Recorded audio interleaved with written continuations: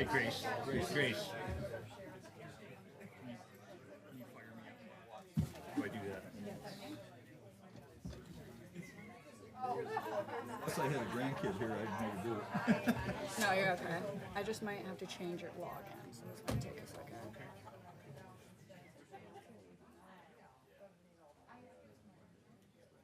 She's got a new last name now.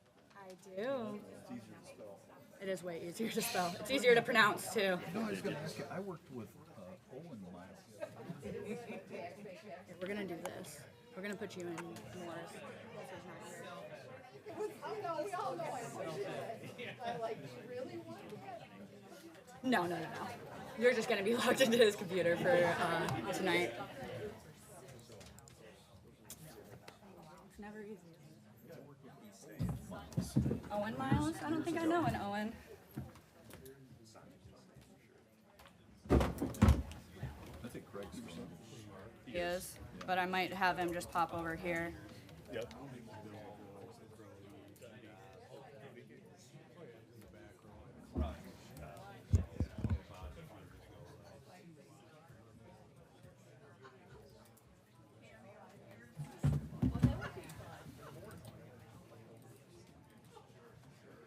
Alrighty, there you are. And then I'll switch the name tags if you want to just pop over so that you can actually have a computer that works.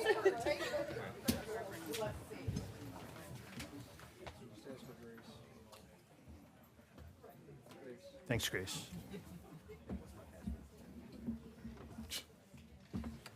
You're killing me.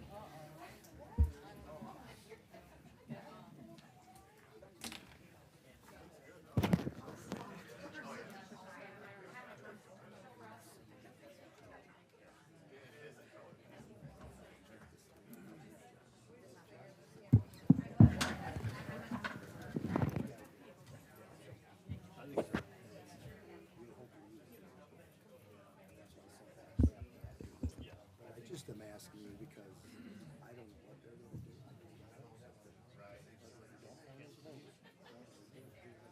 You know, I think he's going to do something. It's an opinion.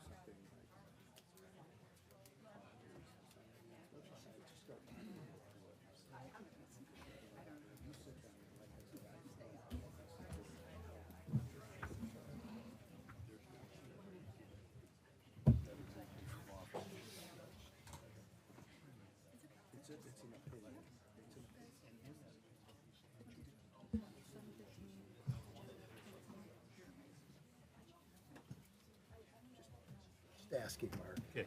Just because I'll help. Everyone else good with their computers? Computers good? Okay.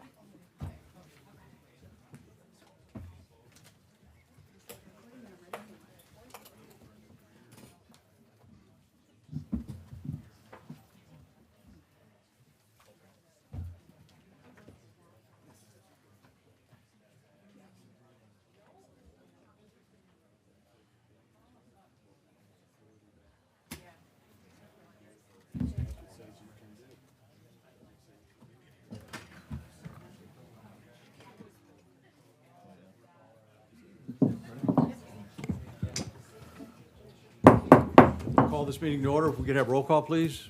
Commissioner Hoffman? Present. Commissioner Asper? Present. Commissioner Heinzerling? Present.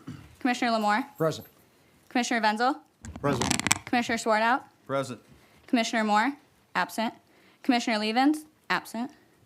Quorum present. I'd like the record to show that Commissioner Brandt, District 2, is present. We now rise for the Pledge of Allegiance led by Commissioner Asper.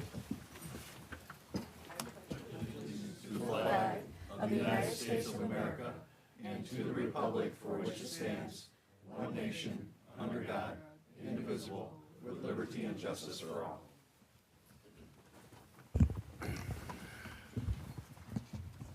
We'll now have our opening prayer. Dear Lord, we invite you to preside over this meeting. Even if we have different opinions, give us the unity of spirit. Help us each listen politely to each other as others share their point of view. Help us to view as a united team in combining ideas for a great outcome. Help us to work as a whole rather than as individuals trying to promote their own agendas. May we have a spirit of camaraderie in this room and work together on our shared mission. Amen. Amen.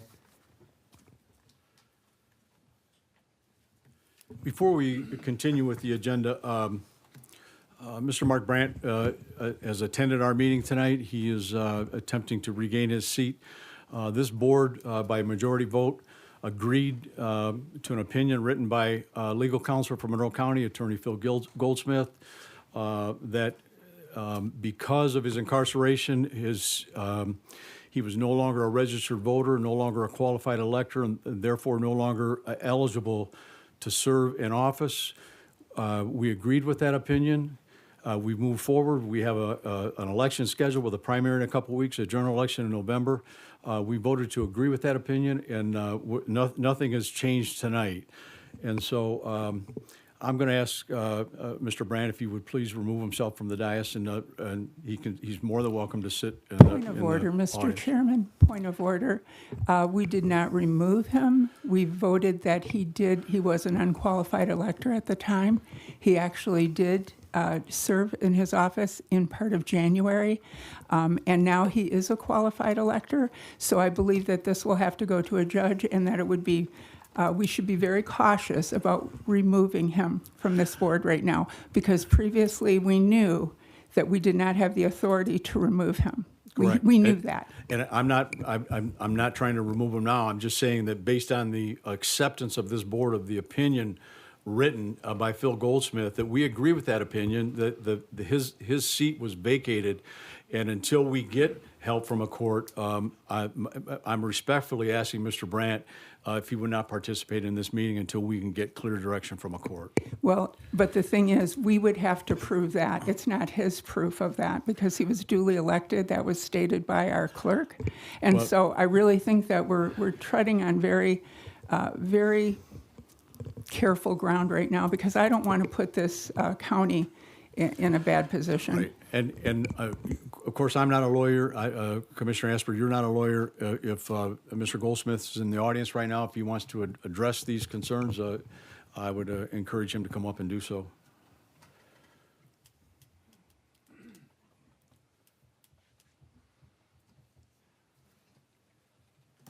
So, board, may it please the board.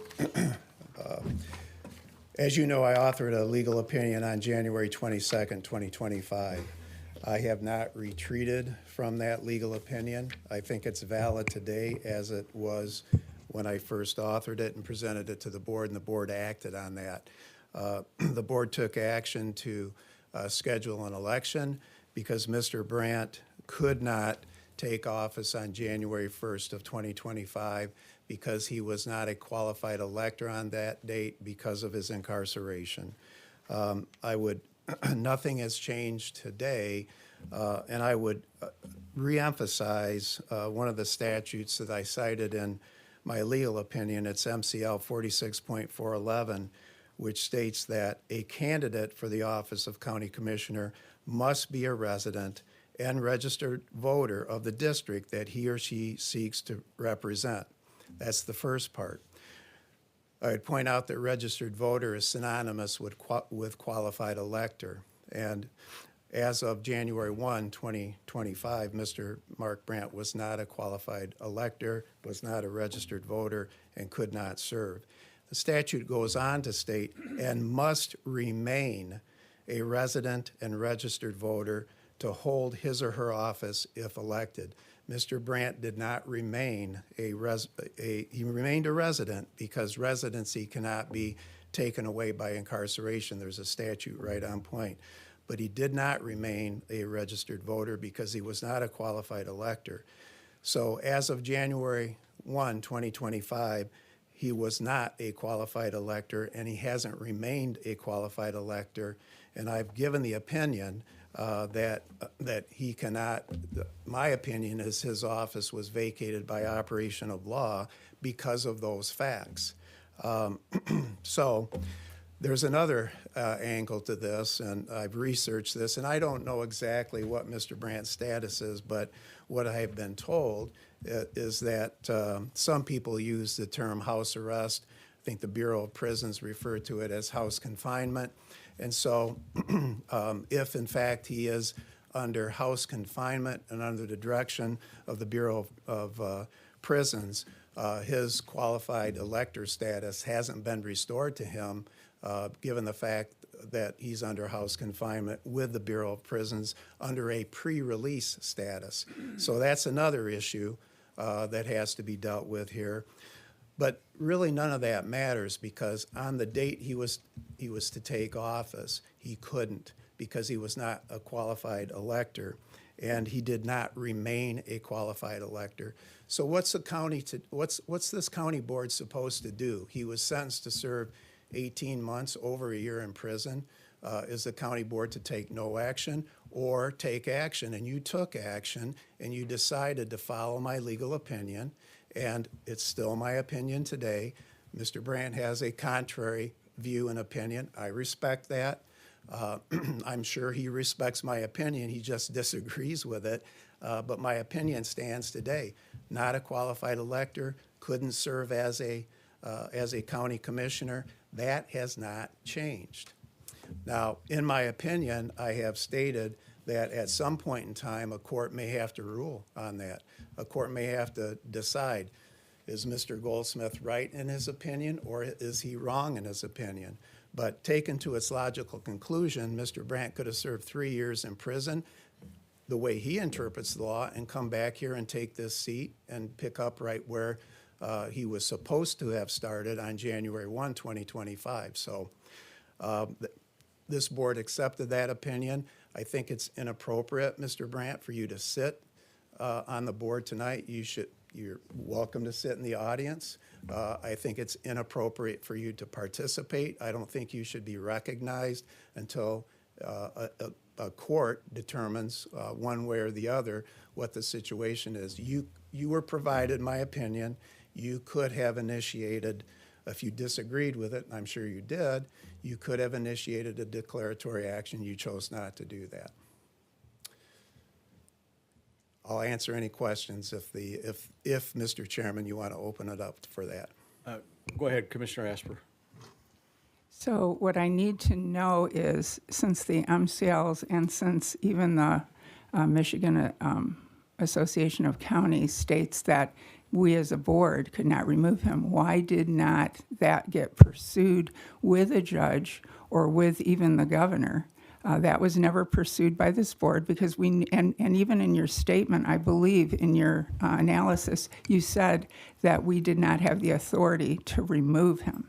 So that, as well as afterward, to call an election as opposed to, say, appoint somebody until there was some judicial person who made that decision. It just seems to me like the board did not pursue that. The other thing is, I would have thought that that vote would have been a 2/3 vote, and we didn't get 2/3. So that was another problem that I saw with the procedures that we did. That vote did not require a supermajority or a 2/3 vote.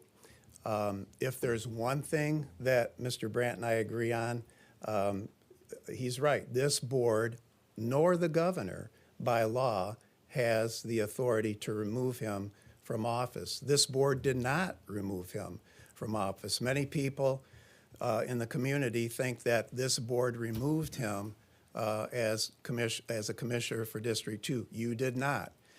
It was by operation of law, as set forth in my legal opinion, that if you're not both a resident and a qualified elector, when you take office, you cannot serve as a county commissioner. He was not a qualified elector. He was not a qualified elector because he was imprisoned in the federal prison system. And therefore, even though he didn't lose his residency, his registered voter status and his qualified elector status by law was stripped from him, and therefore he couldn't serve. I question to this day, but I don't think it matters in the final analysis, but I question to this day, today, right now, that he's a qualified elector. I don't think he is, because he's still under the jurisdiction, control, and authority of the Bureau of Prisons under a house confinement situation, and it's pre-release. He hasn't been released from the prison system yet. So that's my opinion. Your reference to the Michigan Association of Counties, where he states that He should be entitled to reimbursement for his wages while he was in prison and benefits while he was in prison. Doesn't apply to this situation. It was a physical impossibility for him to be here and serve as a commissioner because he was in prison. Both a physical impossibility and a legal impossibility for him to serve. And therefore, he should not be compensated. That was my opinion that I authored, I think, on December 27th. I stand by that opinion.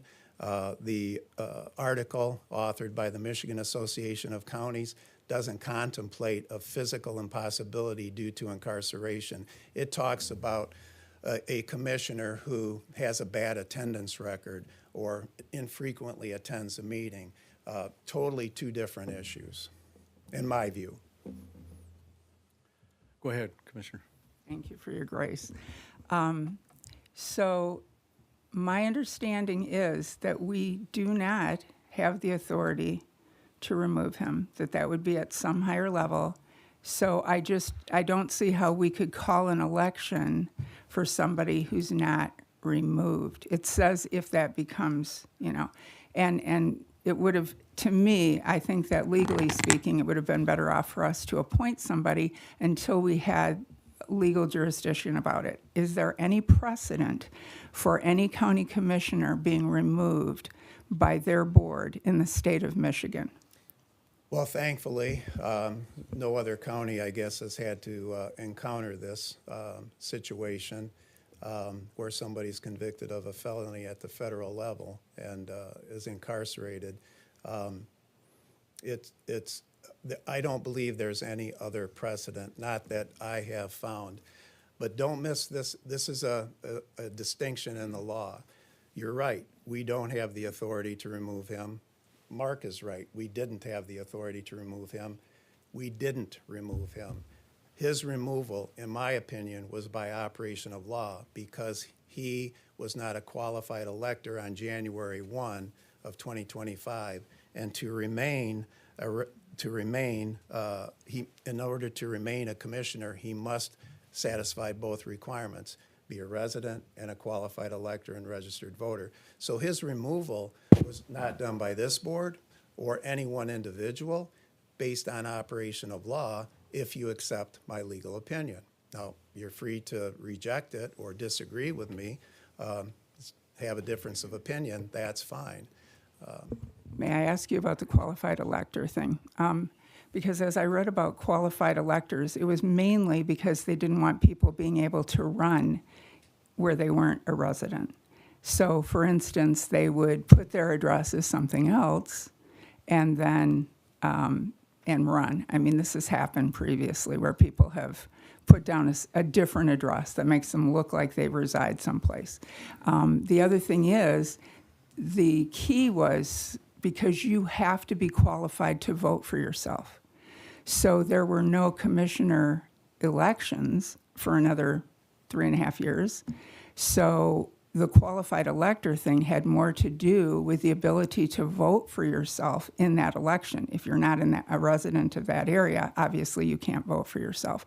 So that was kind of one of the small kind of implied things that was in that when it talked about that. Do you have anything about that? I think it's more than adequately explained in my legal opinion, and I separated the two. The residency requirement, no question that Mr. Brandt remained a resident, no question at all. The question is, was he a qualified elector? The answer to that, in my opinion, based on the law, is no, he was not. Then the issue becomes, when he is released, and I don't think he has been yet because he's under still under the jurisdiction control of the Bureau of Prisons, as I previously stated. When he is finally released, the question is then, and when his qualified elector status is restored to him, should he be able to come back to this board? My opinion is no, because it says you must remain, and he didn't remain a resident and a qualified elector from January 1, 2025. There was this huge gap, and that gap is continuing, in my opinion, because of his current status with the Bureau of Prisons. So That's my opinion, and it may have to be determined by a judge, and the judge may, a judge may, in my opinion, if it goes to a circuit court, I don't know if our 2 circuit judges would hear the case. They may recuse themselves, and we'd get a visiting judge if that's the direction this takes. And then a judge, by way of a declaratory action, would determine, and I think it's ripe now, would determine, which is one of the requirements for a declaratory action, would determine whether or not Mr. Brandt's status as a commissioner ceased on January 1, 2025 because he could not physically or possibly remain a qualified elector. There's that huge gap in time. At what point do we draw the line? The judge is going to have to decide that. But right now, no offense, I think it's inappropriate for you to sit and act as a commissioner. I wish you would have taken this to court and had a court decide whether or not this opinion is accurate or not. I know you would say, well, I wish you would have taken it to court. So here we are. But Mark, I respect your opinion, but I don't think you should sit here tonight until this matter is resolved. And until you're released, well, I won't say that, until this matter is resolved. Commissioner Swartout? So ultimately, you think that this needs to go to a judge for clarification in the issues, right? Well, Commissioner Swartout, it's clear that a line has been drawn in the sand, so to speak metaphorically. It's clear that that's happened. So Mr. Brandt disagrees with my opinion. I disagree with his position. The 2 of us can't resolve it. The board and him can't resolve it. So ultimately, yeah, it should be decided by a competent court that has jurisdiction over this matter. So what could possibly happen is we have a primary, a judge overturns what's going on here. What happens to that primary then? Well, if we're going to end up in court, we probably should move expeditiously to do that. It's a narrow legal issue, and I think the lines have been drawn for the most part. So if we, the election's been set, I don't think we're going to change that. The primary's in August, the general's in November. So that's where we stand. Commissioner Asper? What would be your opinion of him having been requested to make appointments during the month of January? Wouldn't that constitute that he actually had done some sort of commissioner work after the 1st of January? And he was, said to be duly elected, and he did take his oath of office before the time that he left. So he did take his oath of office, but he never took office because he couldn't take office, based on what I stated before. I won't go over that again. So no, I don't think he's ever acted as a county commissioner. And that's in one of my opinions because both the enabling legislation for county commissioners and a county board of commissioners, MCL 46.11, states that business to be conducted by a county board has to be conducted in a meeting open to the public, what we're doing right now. Secondly, the Open Meetings Act states the same thing. This board can only act in a meeting open to the public. Mark Brandt could not act in a meeting open to the public because he was confined. That's my opinion. So my opinion is he did not act as a county commissioner.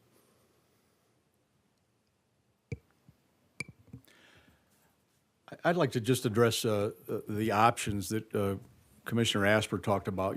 Why not an appointment, or why not let the citizens go for a recall? That was an option that was discussed, or the option that we proceeded with. The appointment option, and this is what I was counseled on. To me, it came down to a fairness issue because it would have been an appointment by me, and it would have been partisan. And regardless of whether I chose it to be a Republican candidate or a Democratic candidate, there would have been an unfair advantage when we got to the next election because the appointment would have had to serve until the midterm. So it wouldn't have been just a one-year term and then have an election as soon as possible to see who that candidate's going to be. So it didn't make it came down to a fairness issue with me on an appointment because it would have been 2 years out, right? We would have had to wait until a midterm to have an election. And so whatever person I put in that position is going to have a clear advantage when we get into an election type scenario. And I actually wasn't addressing it in that way. I was addressing it in terms of there having been an appointment until he was a qualified elector. So that's what I was looking at, and that there should not have been correspondence with him as a commissioner requesting certain things after January 1st, if that was the case that he was unqualified. So it was a matter of when he became a qualified elector again, then that person would step aside and he would resume. Considering that his district did elect him 5 weeks after his sentencing. Mr. Goldsmith can correct me if I'm wrong on this, but I don't think we can give a temporary appointment and say, we just want you to fill in until the person that's in this seat is going to come back. And The appointment, sorry to interrupt, but I will anyhow. You're 100% right. The appointment would have been by law for the unexpired remainder of the term.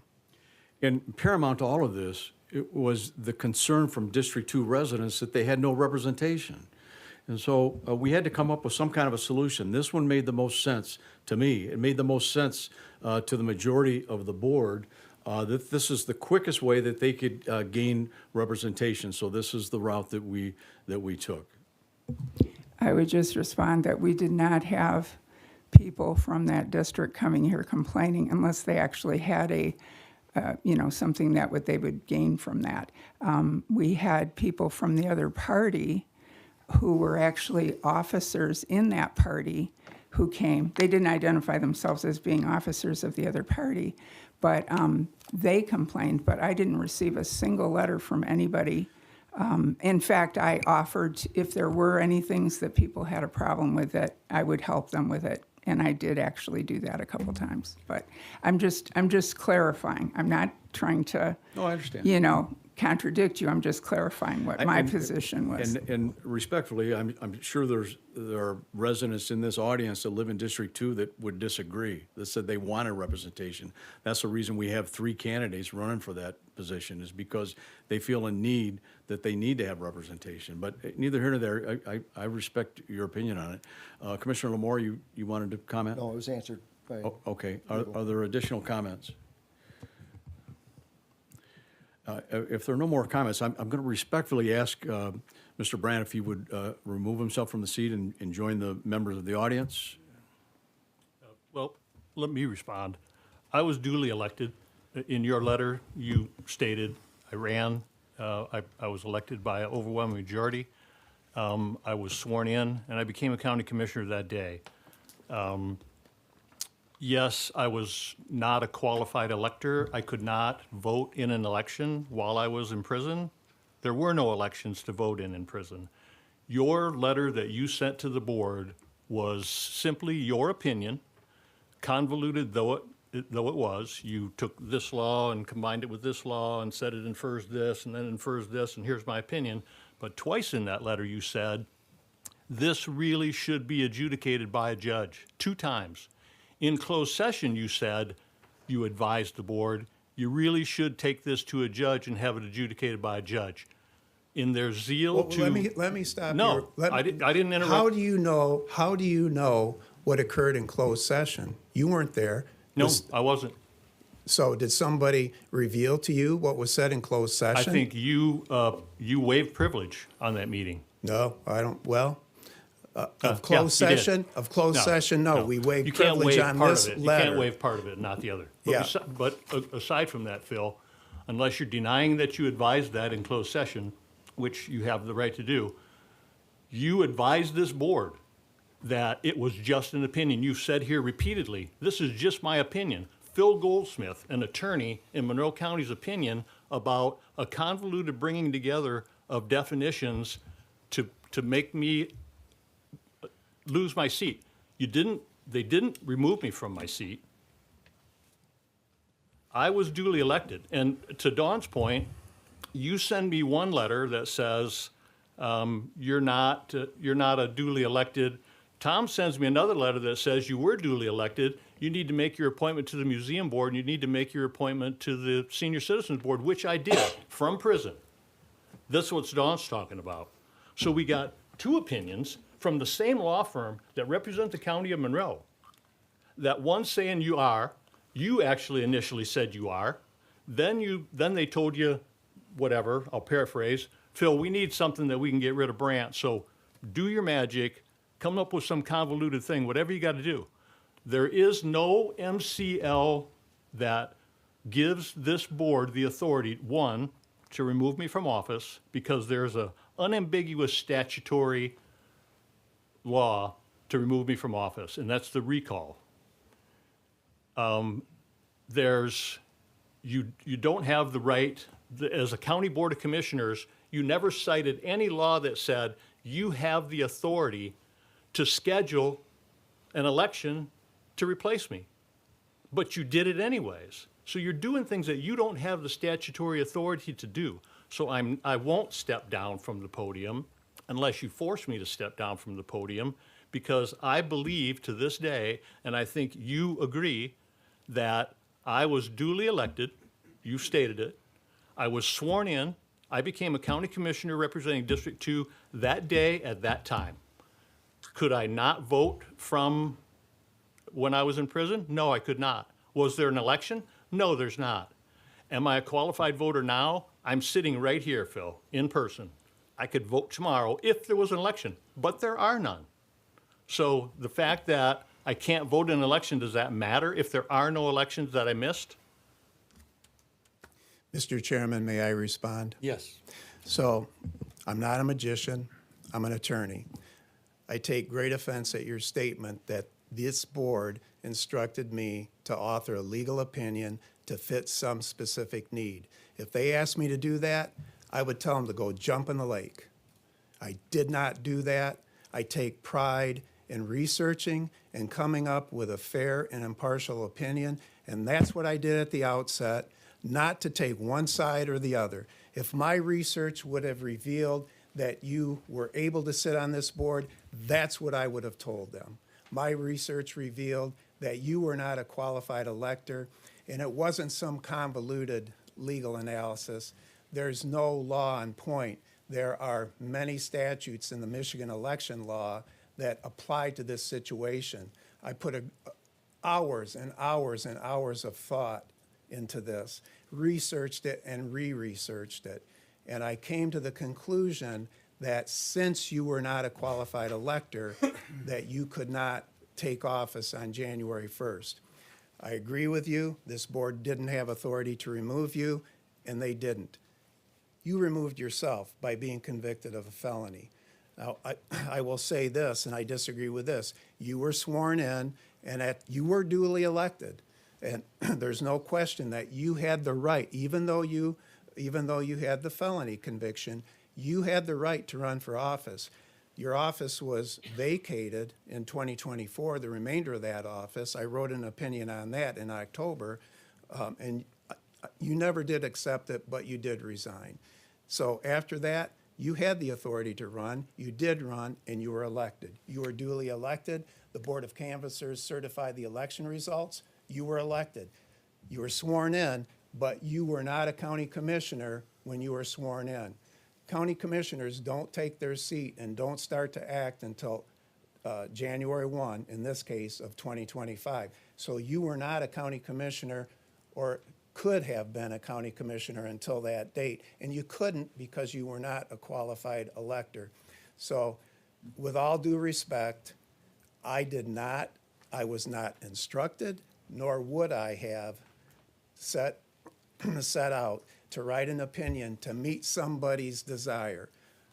Shining coincidence. I looked at this with a view of, like I always do, you can talk to my partner, we're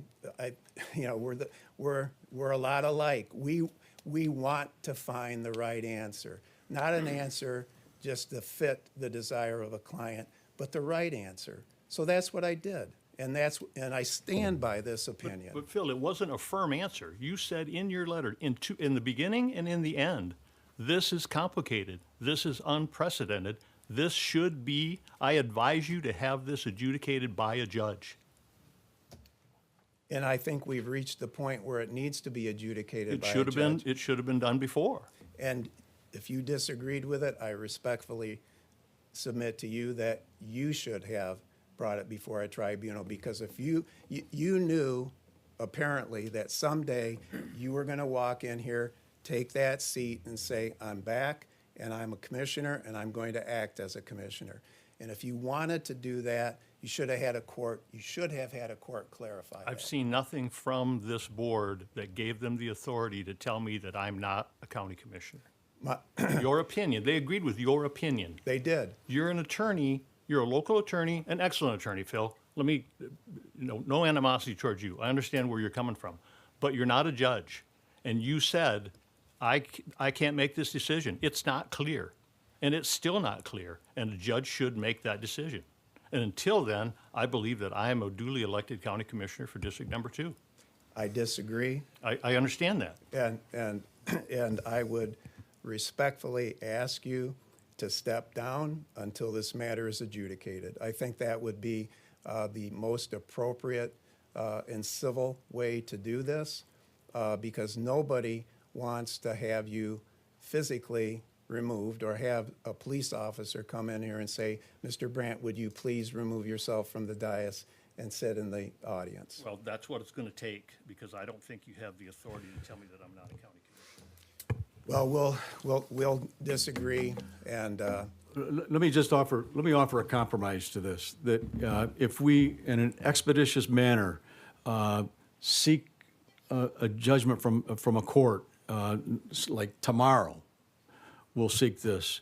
Would you honor that and respect that we're going to move quickly on this, but in the meantime, we've got a lot of business to take care of, and we cannot conduct the business with you on the dais.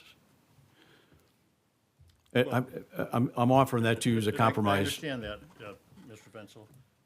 I don't think it's going to be judicious and quick. First of all, I think all of the local judges are going to have to recuse themselves because this board foolishly authorized a $50,000 investigation into my criminal activity that's gone way off of the charts from that.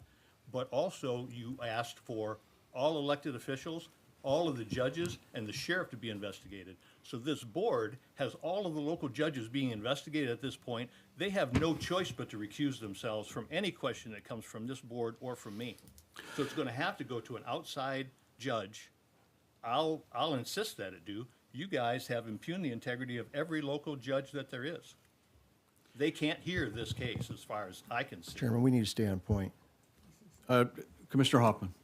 You know, from the beginning, I'm not going to point right at you, but if your District 2 voters knowingly would have known what was coming down the pike, because you automatically, I don't know what the words you want to use, you did not inform them that you were not a legal person. I know I got people every week asking me what's going on and why, how did this happen? And we feel so bad because we voted that way. So I think we're doing the right thing, Mark, and I think the best thing you can do to hold your reputation is you get up and walk out of here and not hold our meeting up. I would say the Because same- you know I would say you the same started thing out to from the you, beginning, Dave. and the word is lie. You knew Lie. along with everybody else on this board. I'll tell you what, we did not know you got indicted. We knew that they Then you raided had your your head house. under a We rock. knew you raided your house. You're Point one- of order, we have to go We'll back give to you the orders, chairman Mike. to Okay. recognize Listen, people. Yeah, and what I want to do is, Hey, Dave. I'm still offering it up to you, Mr. Brandt.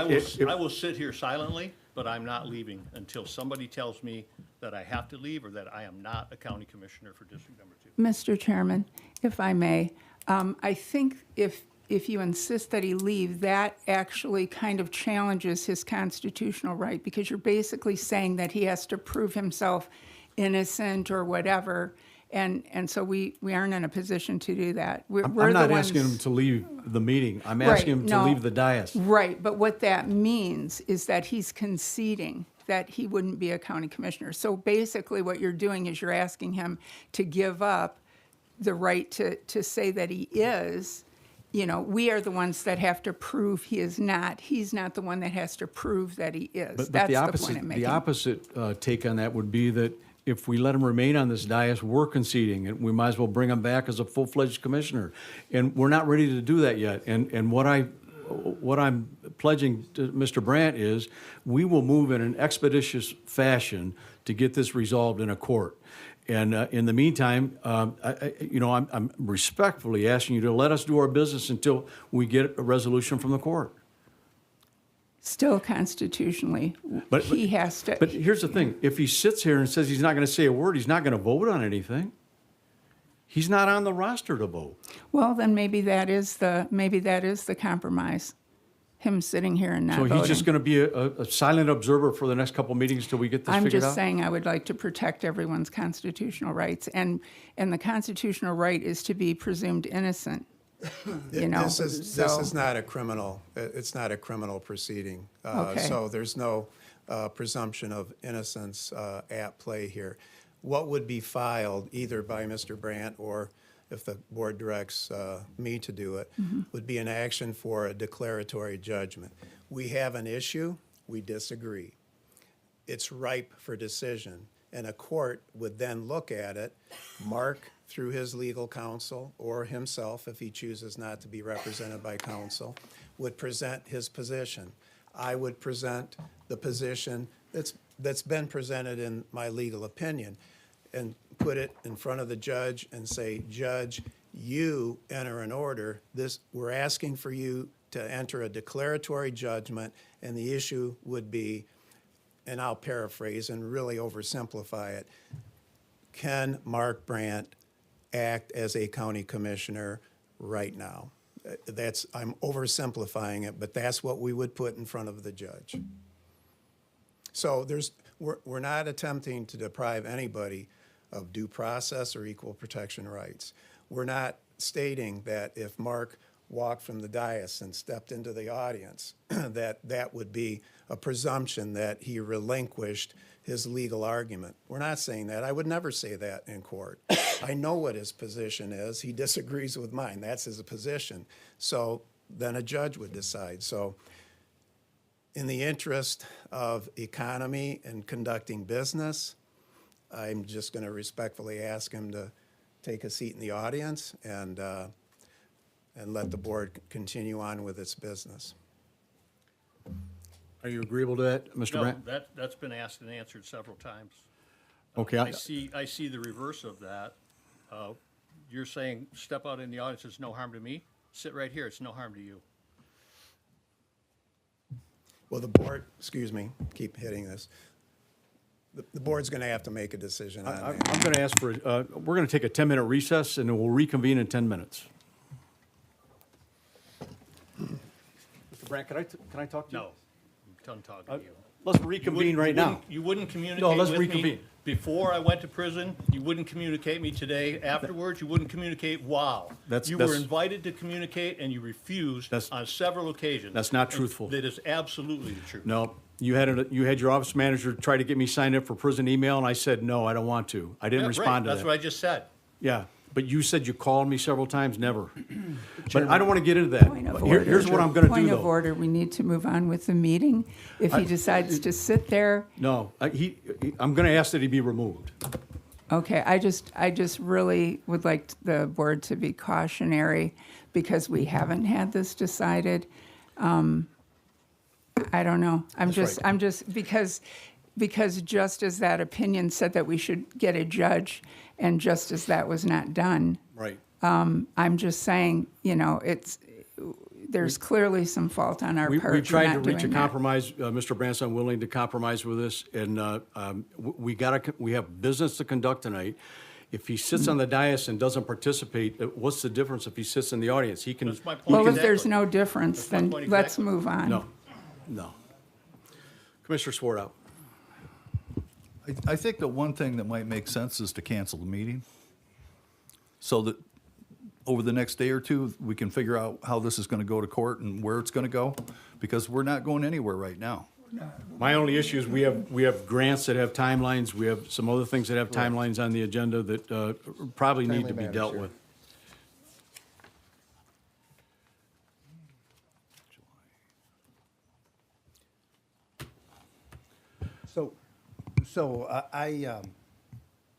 I just wanted to say to the chair and to Mark, it's clear, many witnesses, that Mark believes he's a commissioner and he does not want to leave because he believes he's a commissioner and that he'll be, somehow that'll look bad for him that he leaves.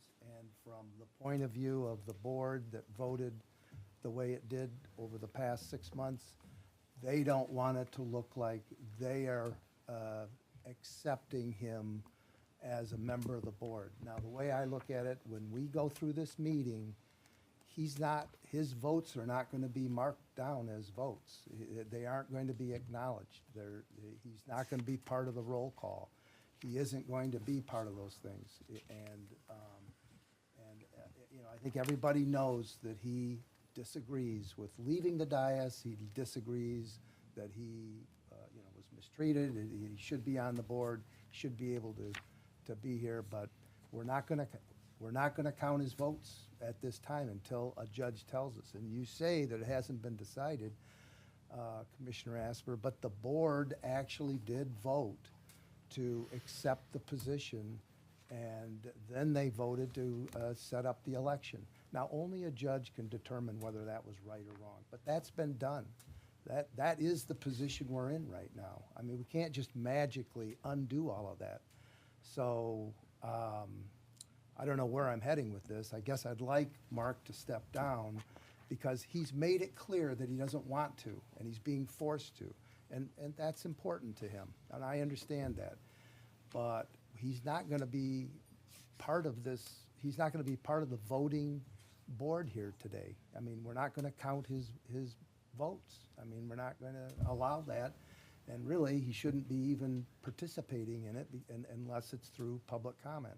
So I guess I'd ask him to sit down, and, I'll say to the chair, I mean, everybody knows that the majority of this board does not believe he's a member of this board. He believes he is. We're not going to include him as part of we're not putting him on as being part of this meeting. We're not going to allow him, or we're not going to count his votes. We're not going to call the roll and include him. And so in order to just get through tonight's meeting, I guess I would ask that we allow him, if he would just step down, not leave the meeting, and make comment, at public comment if he wants, and then I guess we need to get to a judge. And, honestly, we don't know how a judge is going to rule. We'll just have to determine. But it isn't going to be tomorrow. Judge isn't ruling tomorrow. Judge isn't going to rule the next day. I mean, it's going to take some time. I mean, we pledge our support to put this thing in front of a judge as soon as possible. But it isn't going to be in a day or two. I mean, and a judge isn't going to make the decision. And as Mark has pointed out, possibly some of these judges might recuse themselves. So, it's going to take some time. So now the question is, how can we participate? How can we follow through with our meeting? How can we follow through with our agenda for this meeting and future meetings? We have to, the board has already acted to not consider him part of the board. He doesn't agree with that. He wants to be part of the board. He's here to be part of the board. It's important to him. I get it. But if he's not going to be counted as a member of the meeting, and if his votes are not going to count, then I don't see any benefit to him staying up here. And I guess I would just. Well, we do have to take care of the business of the county. So, listen, I'm not going to dig my heels in on this, but I guess the question I would ask you, Mr. Brandt, is if this isn't adjudicated by our August 5 meeting, are you going to do the same thing? You're going to take your seat and not say a word the whole meeting? Is that what you're going to do? Is that your plan? The plan is to act as a county board, as a county commissioner, which I am. So until a judge says that he agrees with the opinion of Mr. Goldsmith, I consider myself to be a county. But you said you were going to move forward on the meeting tonight and not say a word the rest of the meeting, not participate in the votes. Didn't you say that? I did. so you're still willing to do that tonight? As an offer of compromise, yes. Okay, and then if it's not adjudicated by the 5th of August, you're going to do the same thing? All right, there, we're good. Well, let's move forward. Thank you. You're welcome.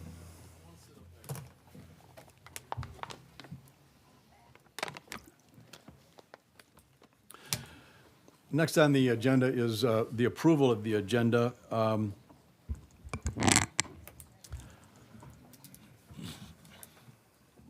Make the motion. I'll second that. We have amendments to the agenda, correct me if I'm wrong? Moved by Commissioner Heisler, supported by Huffman, but I do think there are some amendments to the agenda that are being proposed. One is, it's at the end of your agenda regarding a letter dated July 9th, 2025, from Mr. Jeff McBee, Human Resources Director, requesting approval to begin the 45-day proposed job posting for the county administrator / CFO position. I'd like to remove that from the agenda. Do we need a motion on that? Support. Moved by Swartout, supported by Lamore. No. Are there any questions or comments on this agenda item removal? Roll call, please. Commissioner Asper, Yes. Commissioner Heinzerling, Yes. Commissioner Lamore, Yes. Commissioner Wenzel, Yes. Commissioner Swartout, Yes. Commissioner Hoffman. Yes. Motion carries. The second I'd like for consideration to be removed is the, under the, there's 3 items related to the appraiser's office. Number 1 is addition of appraiser / GIS analyst position. That would stay.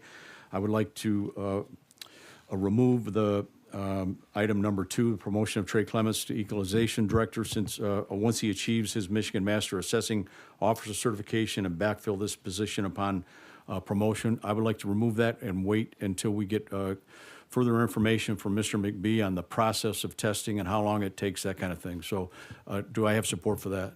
I'll make that motion. Moved by Hoffman, supported by Lamore. Are there questions on this? Hearing none, roll call, please. Commissioner Hoffman, Yes. Commissioner Asper, Yes. Commissioner Heinzerling, Yes. Commissioner Lamore, Yes. Commissioner Wenzel, Yes. Commissioner Swartout. Yes. Motion carries. And then I think Commissioner Lamore had an add-on. No, mine was just to amend, oh, yeah, there is one. Yes, I'm sorry. I'd like to amend the agenda to include, bring back the CFO evaluation for the rest of the commissioners, to have that proceed. Okay, is there support for that? I'll make that motion. I'll second. Moved by Huffman, supported by Asper. Any questions on this motion? Hearing none, roll call, please. Commissioner Lamore, Yes. Commissioner Wenzel, Yes. Commissioner Swartout, Yes. Commissioner Hoffman, Yes. Commissioner Asper, Yes. Commissioner Heinzerling. Yes. Motion carries. Mr. Chairman? Yes. Where would we put that in the agenda? Would we put that in the last action item?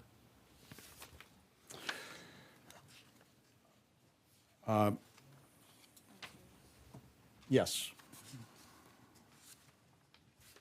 Thank you.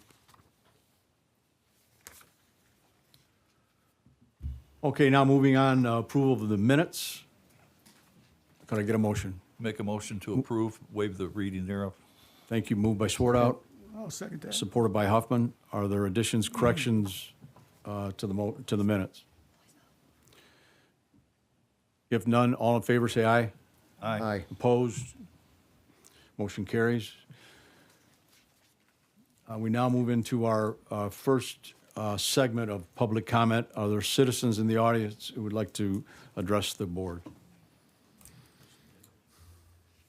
Mr. Chairman, Ned Berkey, just a couple of matters of agriculture that you probably have all read about or heard about in the news recently, one of which is immigration. Monroe County does hire a lot of workers and ag workers, Four Star Greenhouse being the largest in the county. Other vegetable farms and other entities employ labor. They primarily try to get year-round labor, and the workers like that, although some are transitory. And it's a very difficult issue for the employer, like Four Star or Ruligs, for example. Horkeys would be another one, for example, because they rely on a contractor to certify that everyone has legal status and is here able to work. So it's not an issue, what you're reading about at the marijuana farm in California, for example, but we do have issues. Border Patrol is here in Monroe County at times, and there are people incarcerated for being illegal, but that is an issue that you've read about in other places and is in Monroe County. The other issue that came up just today, this U.S. Secretary of Agriculture talked about farm security is national security, and the closest analogy to that was what you've read about at the University of Michigan. 2 researchers were bringing in a fungal pathogen that could potentially devastate a lot of crops and cause what they call agrotourism. That gets back to foreign ownership of farmland. So China obviously is the big kahuna in the room. China does own farmland in Monroe County, in Milan and London Township, for example. But in Monroe County, the largest landowner of farmland is actually the United Kingdom. Second is Germany, and all the others fall down. In Michigan, the Upper Peninsula is a primary place where foreign ownership of farmland is due to timber and mineral rights. So Monroe County, there's the last forest holdings of ag land that was published by USDA in 2021. Monroe County had 3,168 acres of foreign ownership. Lenawee, just to give you a comparison, was 27,425. Just to give you a comparison, then Ontonagon County at 112,010.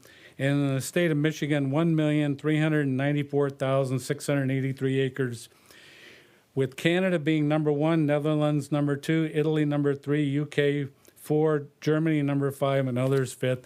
In the U.S., then, as I stated, China ranks 13th, although, of course, it's not the amount of acres, it's where they're held. So those are some issues you might have read about in the media, that there are ag implications that do affect Monroe County, sir.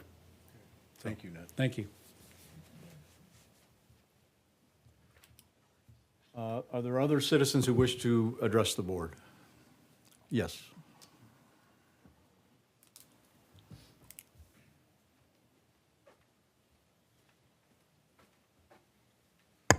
Bill Lavoy, 225 Maywood, Monroe, Michigan, 48162. I want to know why I can't sit up there. If he's not a commissioner and I'm not a commissioner, why can't I sit up there during the meeting? That's what I want to know. And I'm sure I'm not going to get an answer. But if I went and sat, I don't know, like in Henry Levin's seat, what would happen to me? Would I be allowed to stay here for the whole meeting and sit in that seat?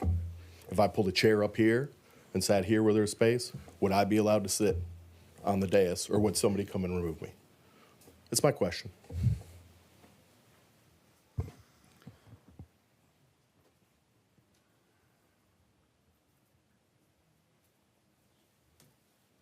Dwayne Dobbs, District 2.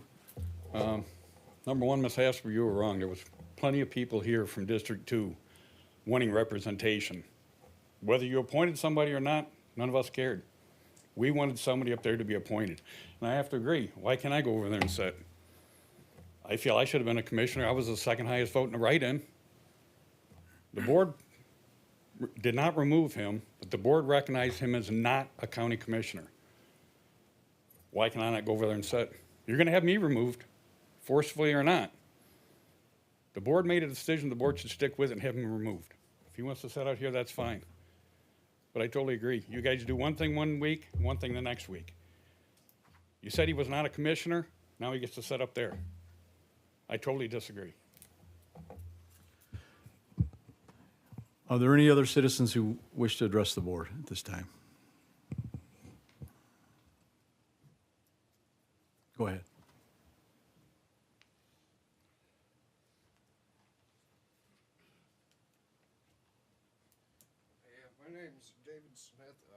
I'm unaware exactly what you guys are doing, but we have judges lying. We got magistrates blocking the record, shutting it off, starting at three-quarters of the way through. I don't know what's going on with this building, but as of right now, I've been treated less than a human being. I've been treated less than an inmate should. That's why I'm here to voice my opinion, to see what's going on downtown. So, and I'm not the one to get up in front of everybody to speak, but this has got to stop. Like I said, magistrates are shutting off the record, judges are lying, treating you like an inmate, having guys follow you around. It's absurd. And I will be at more of these meetings. So that's all I got to say. Thank you. Thank you. Are there any other citizens that wish to address the board?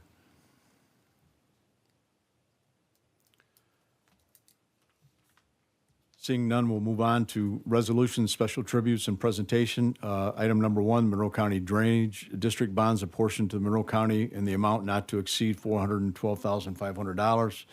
Letter dated June 14, 2025, from Mr. Stephen Mann, Bond Counsel, Miller, Canfield, Paddock, and Stone, PLC, to Michael Bosonic, Administrator, Chief Financial Officer, enclosing resolution pledging limited tax full faith and credit for the North Branch Big Swan Creek Intercounty Drainage District. And then item B, bond authorizing resolution under Public Act 342 for Monroe County 2025 drainage bond, district bonds, limited tax general obligation, apportioned to Monroe County in the amount not to exceed $412,500. I'll ask for a motion, and then we'll Make that motion. Second. Moved by Huffman, supported by Lamore. Now we'll turn it over to you guys. Tim Sergo, Deputy Drain Commissioner, representing the Office of the Monroe County Drain Commissioner. This is fairly routine that the North Branch of the Big Swan Creek Intercounty Drainage District is asking for the full faith and credit of the county to move forward with selling of bonds. It is in conjunction with the Department of Agriculture, State of Michigan, Wayne County, and Washtenaw County are all partners in this project. Thank you. Connor Stars, I'm with Miller Canfield. Just to reiterate, this resolution essentially requests the limited full faith and credit of the county as security for the county's obligated share under this issuance. Are there any questions? Seeing none, roll call, please. Commissioner Heinzerling? Yes. Commissioner Lamore? Yes. Commissioner Wenzel? Yes. Commissioner Swartout? Yes. Commissioner Hoffman? Yes. Commissioner Asper? Yes. Motion carries. Thank you. Thank you. Under Finance Matters, confirmation of the July 2, 2025 accounts payable current claims report in the amount of $689,195.84. Could I get a motion, please? So moved. I'll second that. Moved by Lamore, supported by Huffman. Are there questions on the claims? Seeing none, roll call, please. Commissioner Lamore? Yes. Commissioner Wenzel? Yes.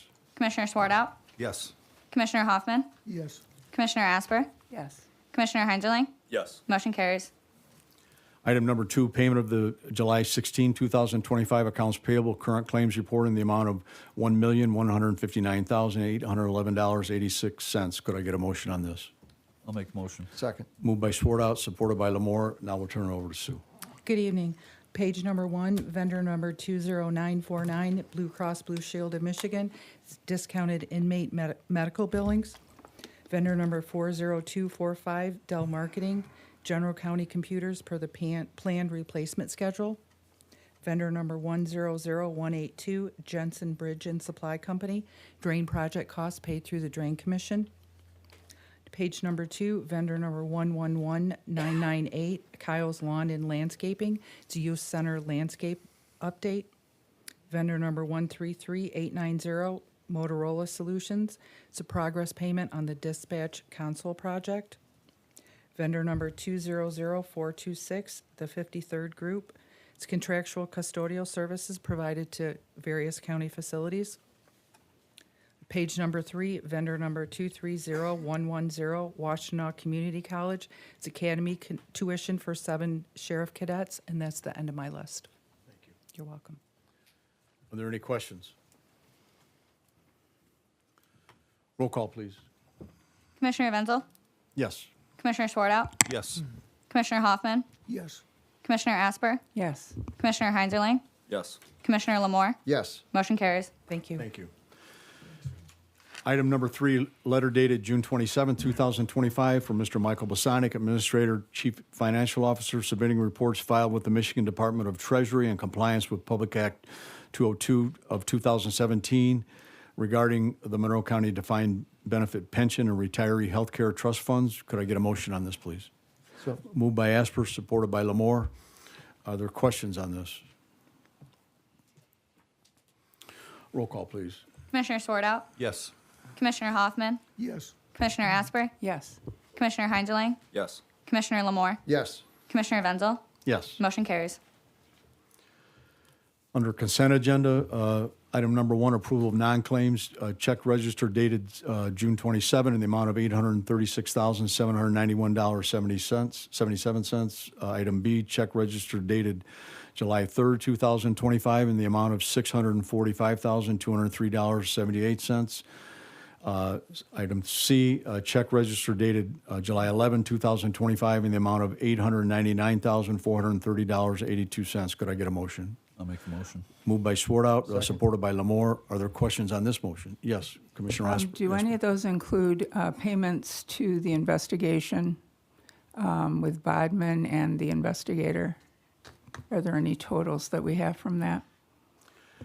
I don't have any totals. I do know that there was a request for an increase in the retainer related to the investigator, and that was granted, so I don't have any totals. I do know, I did talk with the lead attorney on this, and she believes she's going to be ready to present in closed session at the August 5th meeting, our next meeting. Okay, and do we have, with that, will we get like this itemized statement? Yeah, we'll find out the Okay, the all price. right, thank you. Yeah. Additional questions? Roll call, please. Commissioner Hoffman, Yes. Commissioner Asper, Yes. Commissioner Heinzerling, Yes. Commissioner Lamore, Yes. Commissioner Wenzel, Yes. Commissioner Swartout. Yes. Motion carries.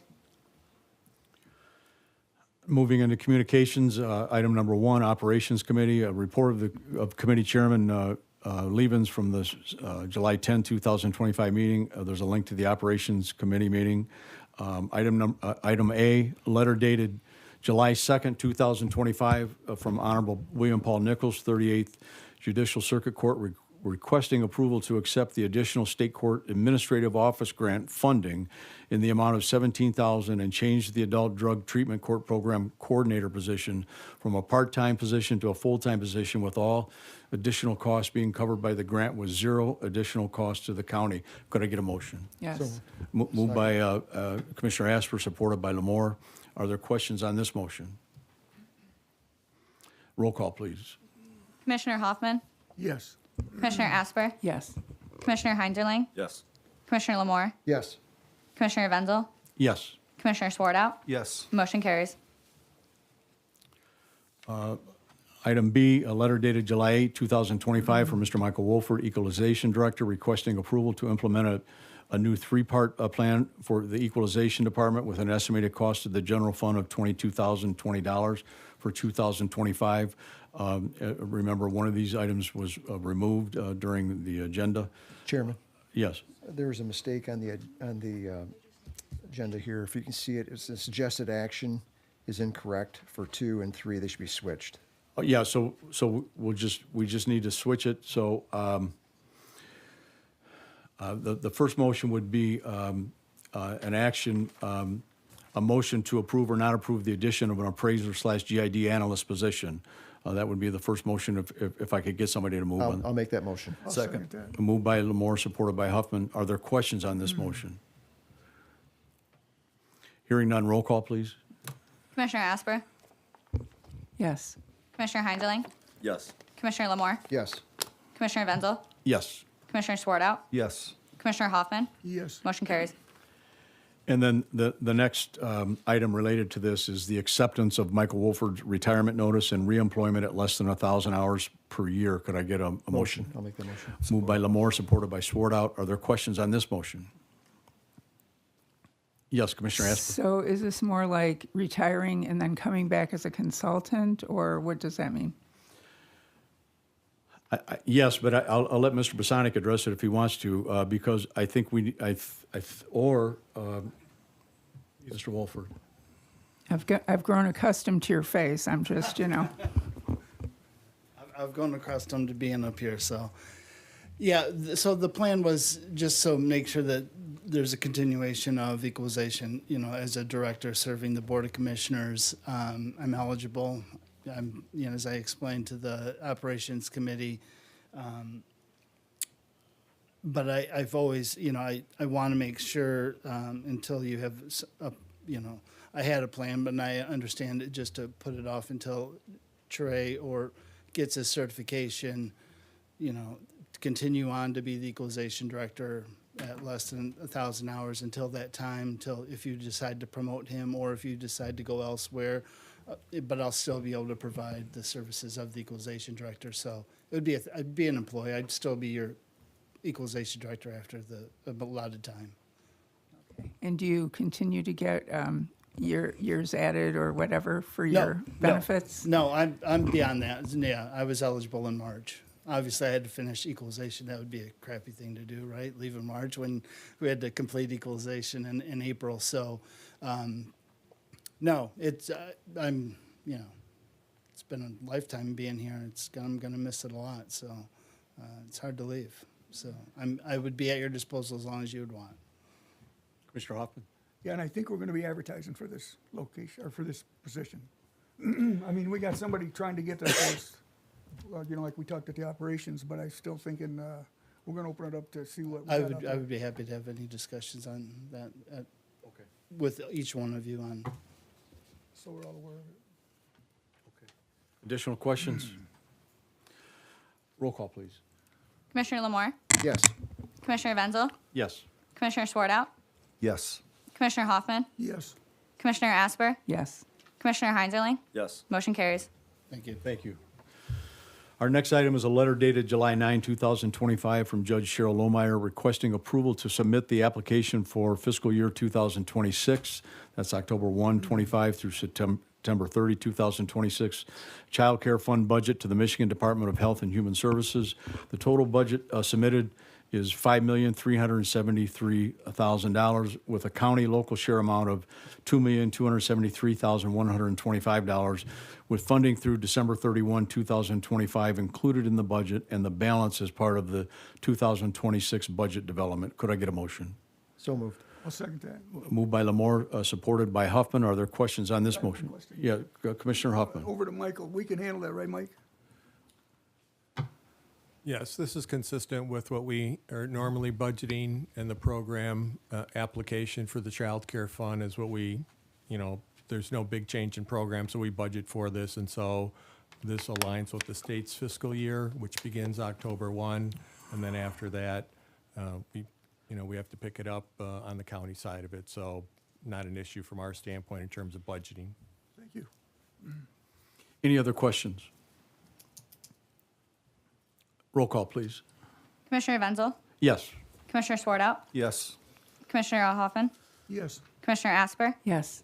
Commissioner Heinzerling? Yes. Commissioner Lamore? Yes. Motion carries. Next item is a letter dated July 8, 2025 from Miss Elena Horkey, Victim Rights Coordinator, Prosecutor's Office, requesting approval to apply and accept the William Van Regenmorter Crime Victim Rights Grant for fiscal year 2026 in the amount of $276,261 from the Michigan Department of Health and Human Services. The grant requires a total match of approximately $59,927. Could I get a motion? So moved. I'll second that. Moved by Lamore, supported by Huffman. Are there questions on this motion? Hearing none, roll call, please. Commissioner Swartout? Yes. Commissioner Hoffman? Yes. Commissioner Asper? Yes. Commissioner Heinzerling? Yes. Commissioner Lamore? Yes. Commissioner Wenzel? Yes. Motion carries. We have no public hearings. Is there any old business? I believe there was one added to the number 4 when we took Yes. Mr. McBee off, and then we added. Yes, thank Yes. you. Thank you for the help on that. And so this added action item would be bringing back the evaluation for our chief financial officer, chief Correct. administrator. Is that your motion, Commissioner Lamore? Yes, it is. Is there support? Support. Supported by Heinzerling. Are there questions on this motion? Or comments? Seeing none, roll call, please. Commissioner Asper, Yes. Commissioner Heinzerling, Yes. Commissioner Lamore, Yes. Commissioner Wenzel, Yes. Commissioner Swartout, Yes. Commissioner Hoffman. Yes. Motion carries. I do not believe there's any old business. Is there any new business? We now move into the second round of public comment. Are there citizens in the audience that wish to address the board? Yes.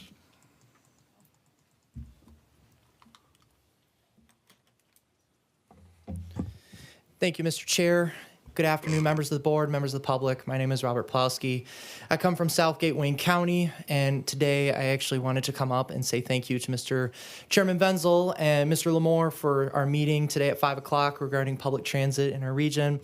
I appreciate the education. You know, as someone that goes around advocating for state funding all across our state, you know, it's really good to know really get educated on some of these rural communities that are in dire need of transit funding, increased demand, and be able to get an understanding on what goes on in the community.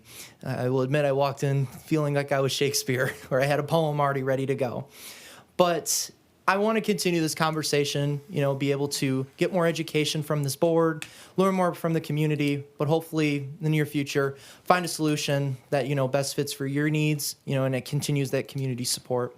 So I know I've got your contact information. I look forward to following up and continuing our conversation. Commissioner Lamore, I appreciate all the transparency and being able to, you know, raise this awareness in Monroe that Lake Erie Transit is a necessity. It is a huge thing for seniors, people with disabilities, and students all across our region.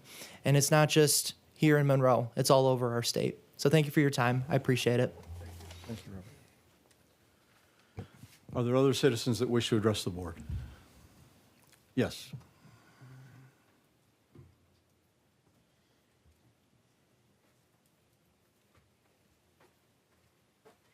Bill Lavoie, 225 Maywood, Monroe, Michigan, 48162. Is that computer on? That he's looking at? I saw like a shadow in his eyes or in his glasses. I don't know. So the question to me is, as a non-commissioner, he has access. I don't know if the board packets are on there. I don't know, you know, if that we don't get to see, right, during the meeting. So I have a problem with that. And I did notice when I walked in, Grace was helping with something over there, standing by him. I don't know if she was showing how it worked. I don't know any of that stuff. But the point is, he has special access that we don't have as members of the public. I got to look at this screen, and that's all it shows. Do your computers just show the agenda, or do they show other things? That's my question. And you don't have to answer it, but it sure looks like to me that that screen is on, and he was reading it during the meeting. So I have an issue with that. Okay, are there additional citizens that have comments for the board?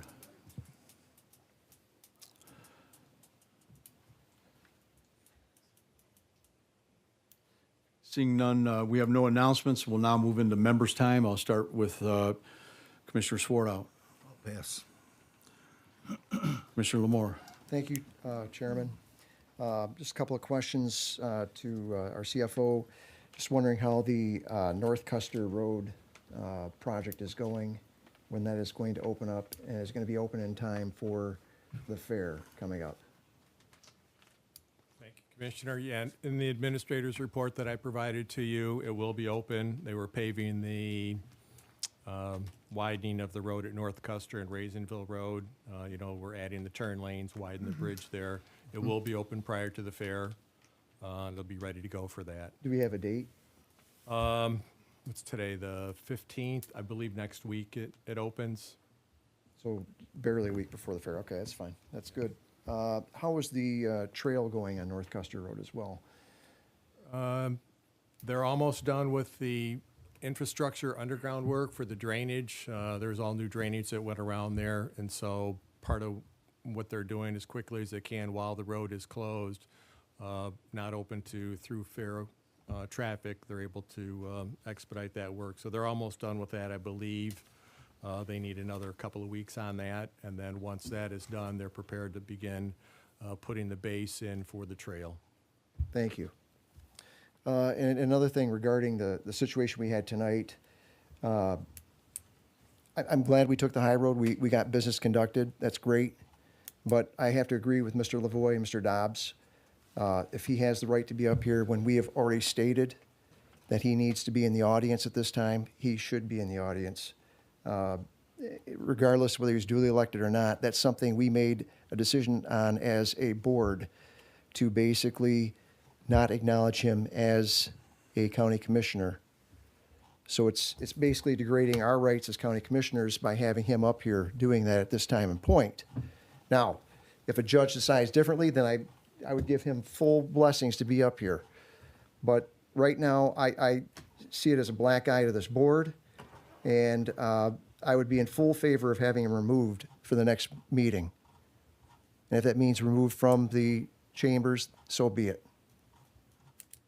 Thank you. Commissioner Heinzerling. I'll pass. Commissioner Asper. So where this board has a black eye is that they read the opinion and they didn't follow through by taking it to a judge. That's why we have the mess. We could have had this decided a long time ago. And it would have been good also if there had been communication on this board. There was communication in the background that did not include three of us. I've never had that happen in 8 years.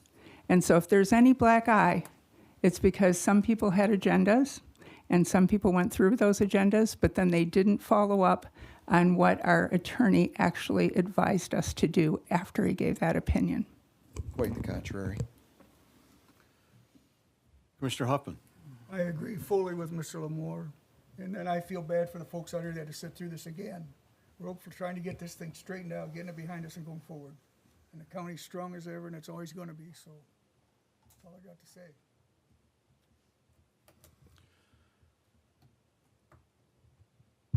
Mr. Bosanic.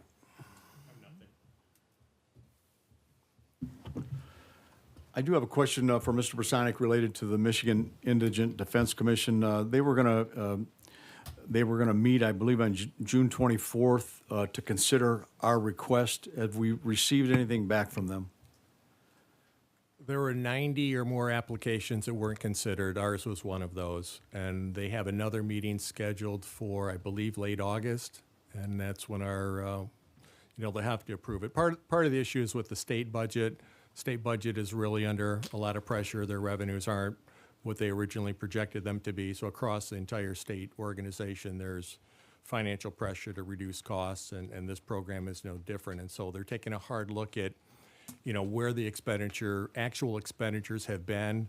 And so while they may have been budgeting here, they're going back and looking and see what are the actual expenditures through the various systems across the state and trying to bring the budgets approved down to that amount. So they're trying to essentially save what they had been appropriating. And so that's part of the challenge with the MIDC.